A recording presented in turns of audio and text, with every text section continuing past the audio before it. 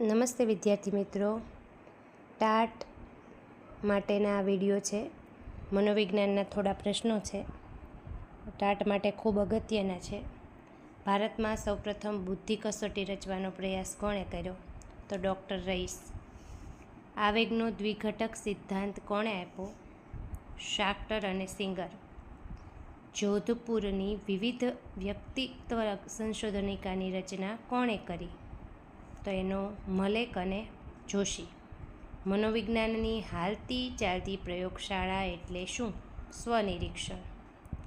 વ્યાકરણના નિયમો યાદ રાખવાની સ્મૃતિનો પ્રકાર? તો એ આવશે અર્થાત્મક. કયા પ્રકારની સ્મૃતિ કૌશલ્ય શક્તિ પ્રગટ કરે છે? તો રીતિલક્ષી.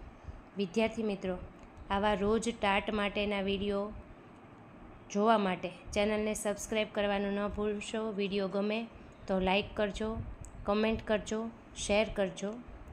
ઉદ્યમશીલતા વિરુદ્ધ લઘુતા તબક્કાની ચર્ચા કોણે કરી?